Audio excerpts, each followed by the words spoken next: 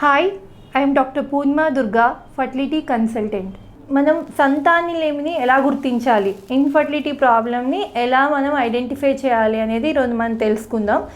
Infertility నేను చెప్పినట్టు infertility first ఏంటి అంటే అసలు ఎలాంటి వాళ్ళని ఇన్ఫర్టైల్ కపుల్ అంటాము, ఎలాంటి వాళ్ళు డాక్టర్ని అప్రోచ్ అవ్వాలనేది ఫస్ట్ తెలుసుకోవాలి.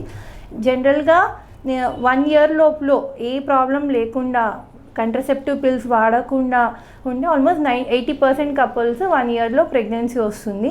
మిగతా 10% సెకండ్ ఇయర్ ఎండ్కల్లా కన్సీవ్ అయిపోతారు. సో ఓన్లీ 10% కపుల్సే ఇన్ఫర్టిలిటీ ప్రాబ్లమ్ని ఫేస్ చేస్తారు. సో ఆ ఇన్ఫర్టిలిటీ ప్రాబ్లమ్స్ని ఎలా ఐడెంటిఫై చేయాలంటే ఎలాంటి టెస్ట్లు మనం చేయాలి అనేది చూద్దాం. మేల్స్ విషయానికి వస్తే అంటే మగవాళ్ళకి ఏ పరీక్షలు చేయాలి అనేది మనం ఈరోజు తెలుసుకుందాం.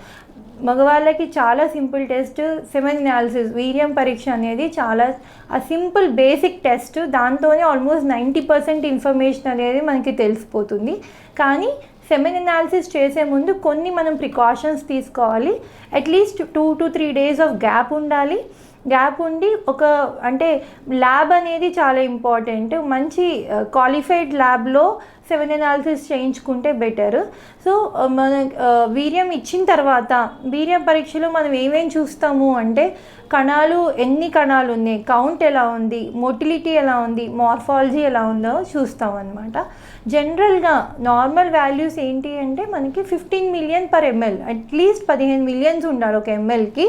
సో అట్లీస్ట్ 40% మోటిలిటీ ఉండాలి, అంటే కణాలలో కదలిక అట్లీస్ట్ 40% ఉండాలి. అండ్ ఆకారం, ఈ మధ్యకాలంలో ఆకారం చాలా ఇంపార్టెంట్ అయిపోయింది. అన్ని ల్యాబ్స్ ఈ ఆకారం అనేది చూడరు, మార్ఫాలజీ అనేది చూడరు, చాలా ఇంపార్టెంట్.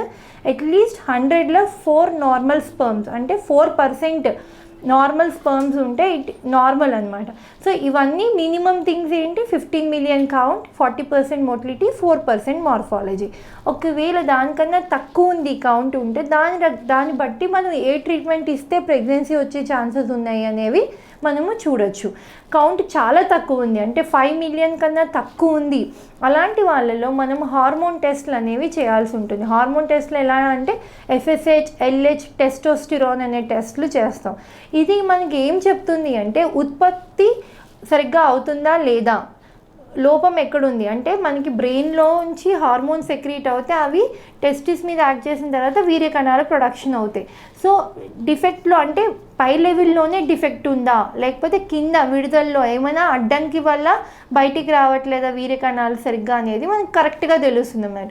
సో ఈ హార్మోన్స్ నార్మల్గా ఉంటే ఛాన్సెస్ అనేవి బాగుంటాయి. హార్మోన్స్ హై ఉన్నాయి అంటే ఫిమేల్స్లో మెనోపాజ్ ఎలాగ మనం అయితే అనుకుంటున్నామో, అర్లీగా మెనోపాజ్ వస్తుంది అని మనం ఎలా అనుకుంటున్నామో, మేల్స్లో కూడా కొంతమందికి హార్మోన్స్ హై అయిపోతే వాళ్ళల్లో ఉత్పత్తి అనేది తగ్గిపోతూ ఉంటుంది అనమాట.